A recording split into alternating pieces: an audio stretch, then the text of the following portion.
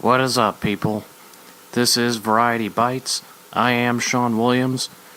A slightly impromptu emergency episode tonight.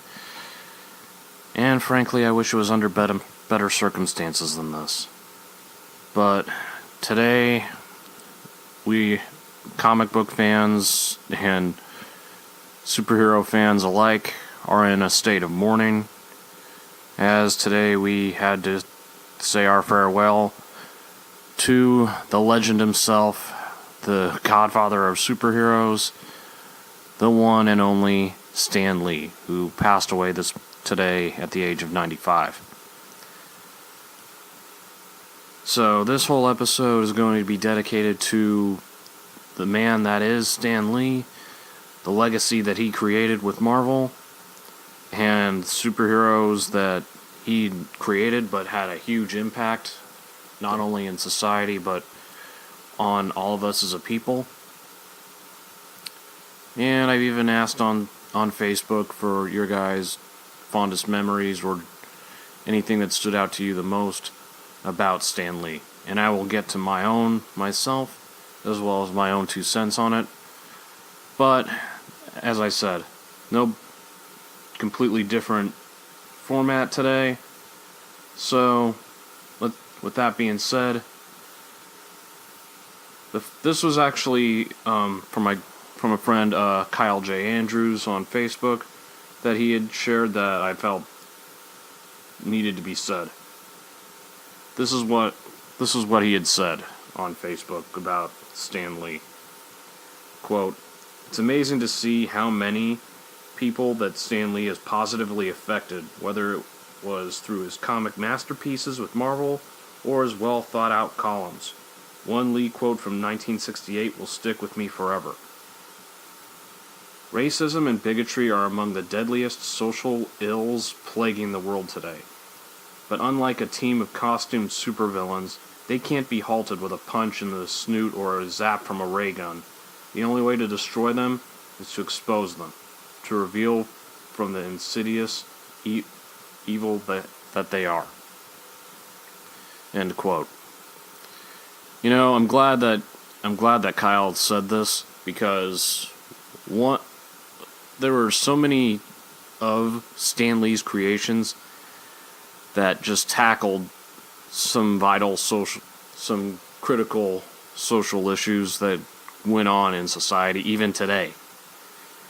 And regarding racism, bigotry, prejudice of all kinds, one prime example of one of his creations that brought that into light and tackled that was the X-Men. Because think of it like this. The X-Men, they were mutants. They were outcasted by society. Not just them, but mutants in general. Because people were prejudiced against them. They feared them for what they didn't understand. And you had two views that involved prosperity for mutants in Charles Xavier, the leader of the X-Men, and the leader of the Brotherhood of Mutants and the X-Men's enemy, Magneto. Both wanted prosperity for mutants, but Charles Xavier believed in a world where mutants and humans could coexist. Magneto, who had grown up during the worst period in human history in the Holocaust and lost his family in the Holocaust, he didn't believe that. He didn't believe that humans and mutants could coexist. In fact, he believed that humans were the past and mutants were the future.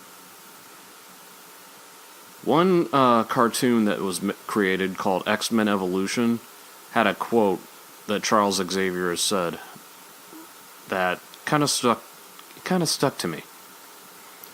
Was where he said, "Mutants and humans shouldn't be divided."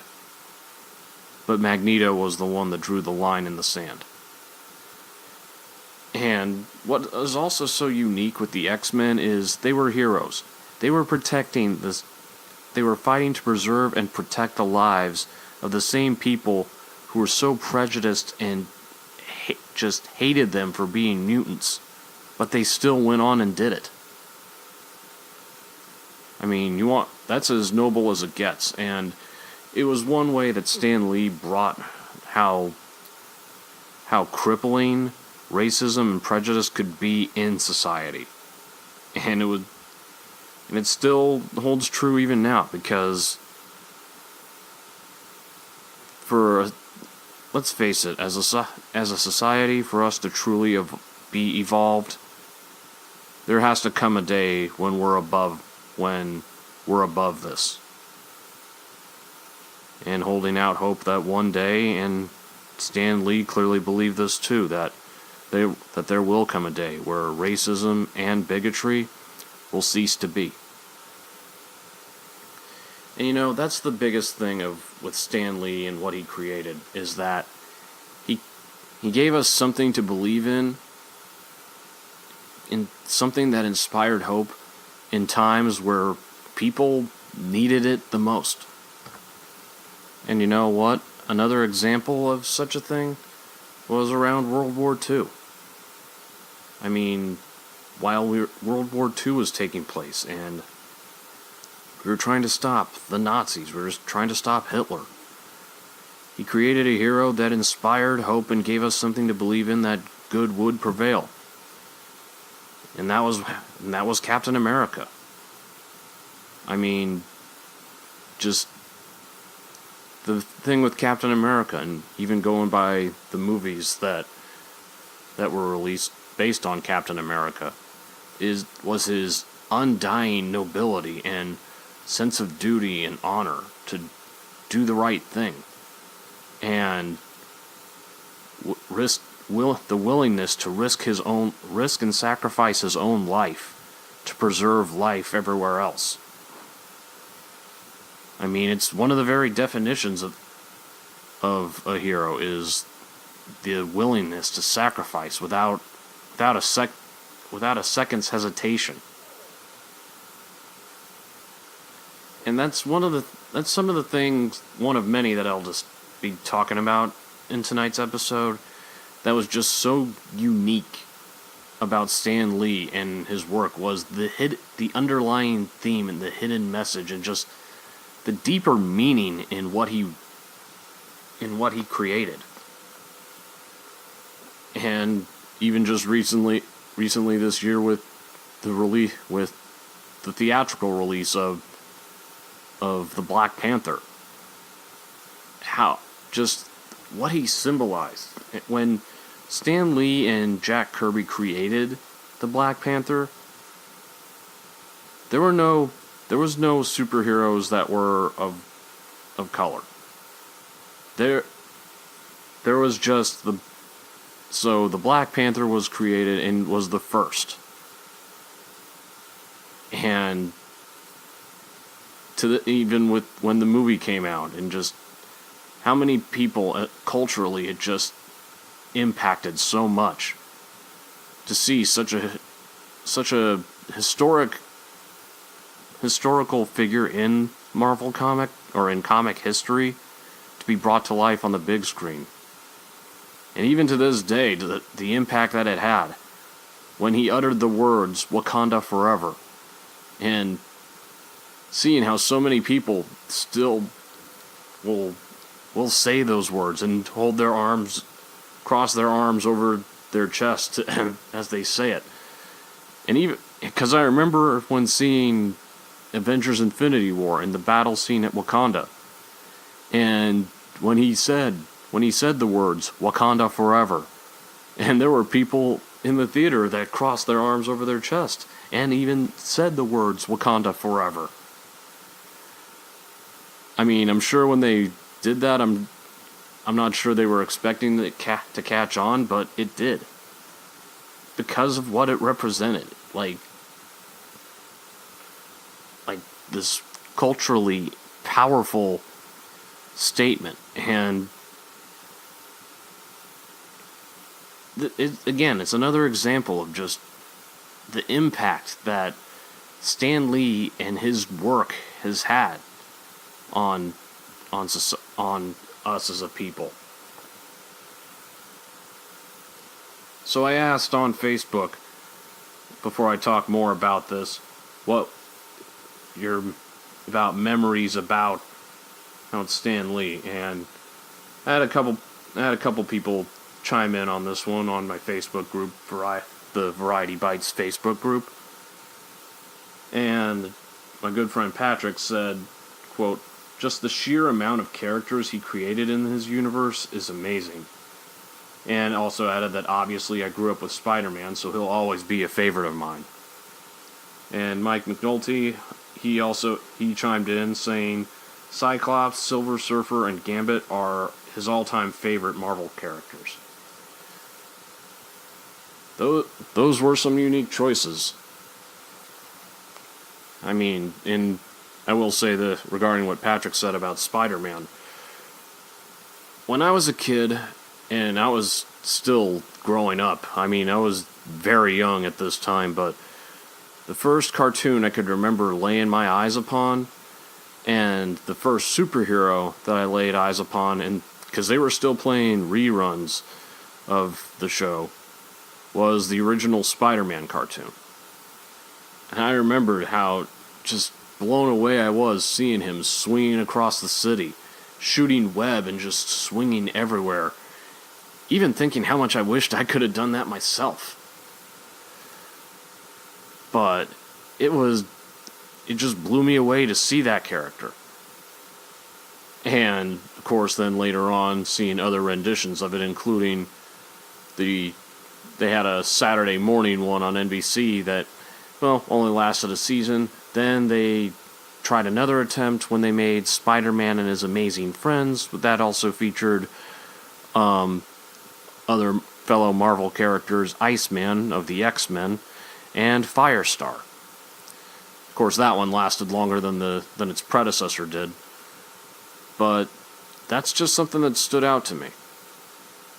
And he believed... The other thing that I feel like Stan Lee truly believed in was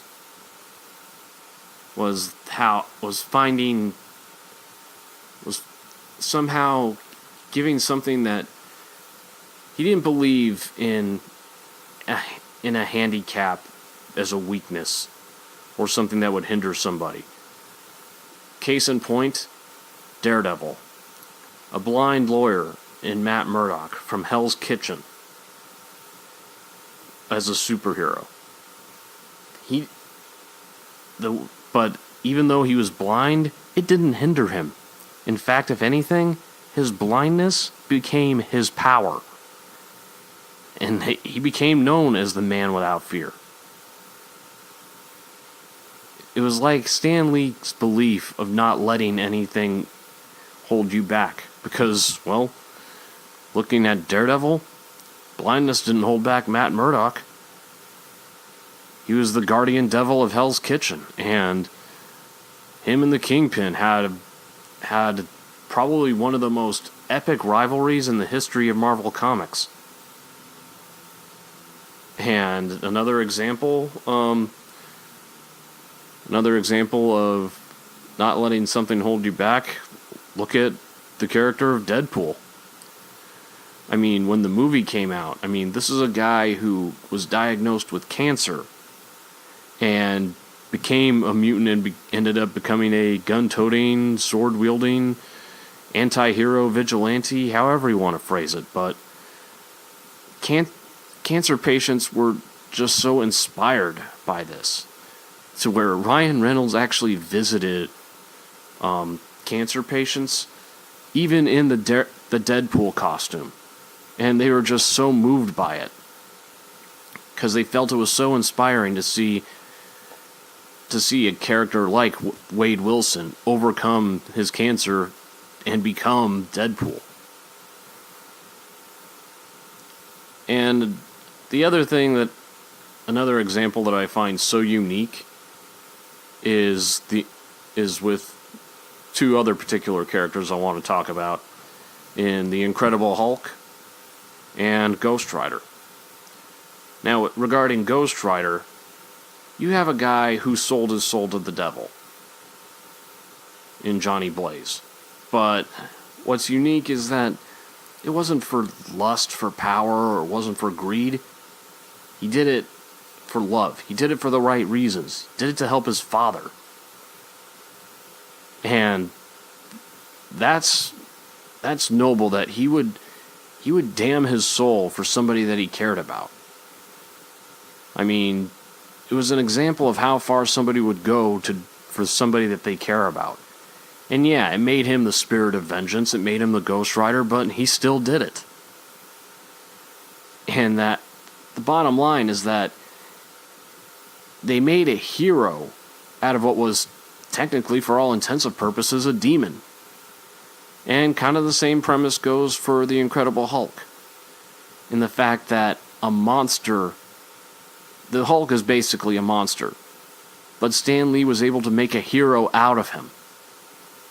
He made a hero out of somebody who basically had his own Jekyll Hyde thing going on with Bruce Banner and the Hulk, and he made a hero out of it. Just the underlying theme and the message that was in all his creations is what stands out so much with Marvel. And that leads me to one of the reasons why I feel so strongly about the character Spider-Man. Now, for those that are familiar with Spider-Man, there's one quote that comes from it that I'm sure every one of us remembers. With great power comes great responsibility. And those of us that followed Spider-Man in the comic or in the cartoon know the story with him. Is that when he gained his powers, he tried to make money in wrestling. And then a robber robs the box office. He could have stopped him, but he just let him go, thinking it wasn't his problem. Then when he gets home, he finds out that his uncle Ben, who was basically the surrogate father to him, was shot. And he died. And so Peter Parker went after the guy. He went after the guy that killed him, only to find out that it was the same guy from the box office, the one he could have stopped, but he didn't.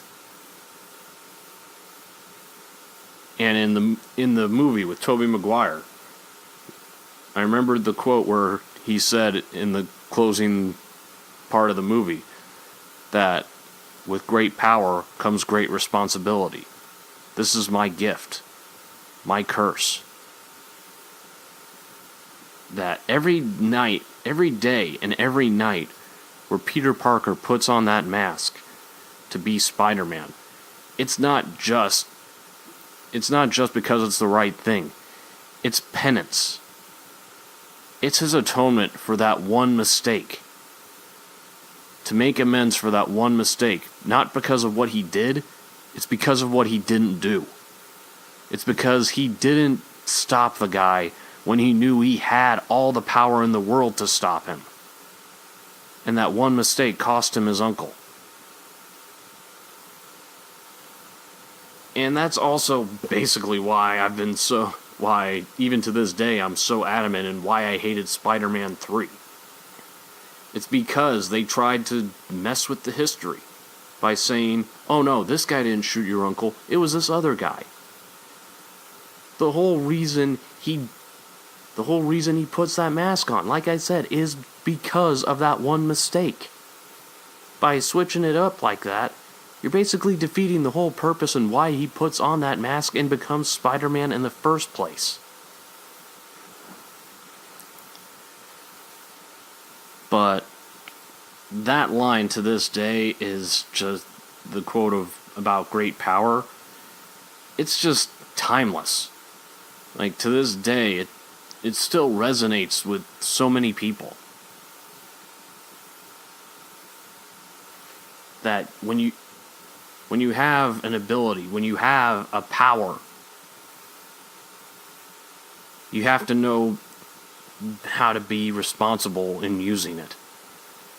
And it's a quote that's just forever immortalized. And it's just inspiring to many of us. And even going back to the Marvel Action Hour when they had certain cartoons that aired on Saturday mornings, and they had an intro from Stan Lee himself, and called his fans true believers. And it wasn't just a line or name that sounded cool. It's because it's what we were. In his creations, he gave us something to believe in. And it wasn't caped heroes coming in real life to save the day, but it gave hope when it was needed. It showed good that if his characters were capable of such good, so are we. We understood that, we saw that in his work, and we believed in that. And that is what will forever be immortalized in his legacy in all of his works. Whether it's Spider-Man, whether it's Ghost Rider, the Hulk, Daredevil, the X-Men, Captain America, the Avengers, the Fantastic Four, you name it. All of that is something that we believed in the good that they symbolized, that they represented. Because it gave us hope that it showed this good and this nobility that we as a society are capable of when we actually embrace it. And I want to believe that even in his last moments, that he never faltered. He may have had some doubt, I don't know, but he never faltered in that belief. He didn't have a costume or a cape or any superpower, but he was every bit the hero for what he created and what he gave us. And in that legacy, he will forever be immortalized in the hearts of every single one of the true believers who have their just undying loyalty to what his works represented and what he believed in. So to Stan Lee, our thought, and to to the family of Stan Lee, our thoughts, well wishes, and prayers to you, and our condolences for your loss.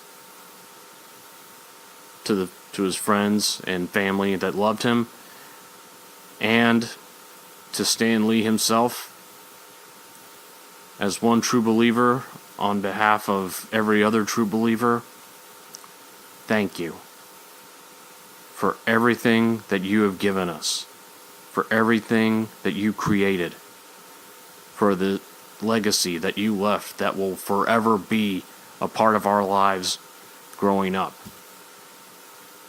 Thank you for all of it,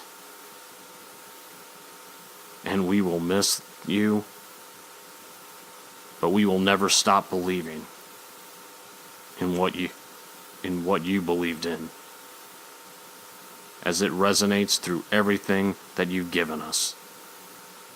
Thank you so much, Stan Lee. Alright, with that being said, people, I'm amazed that I actually went through that without ending up bawling like a schoolgirl, but I want to thank you guys for listening. I'll have another episode coming up, and I want to thank you guys for listening. This has been Variety Bites. I am Sean Williams, and I am out of here. Spider-Man does whatever a spider can. Spins a web any size, catches seeds just like flies. Look out, here comes the Spider-Man. Is he strong?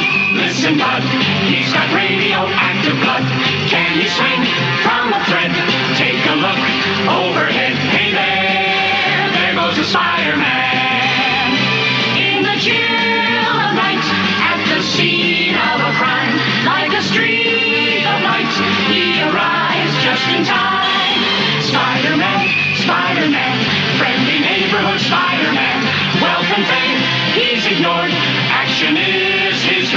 you hear?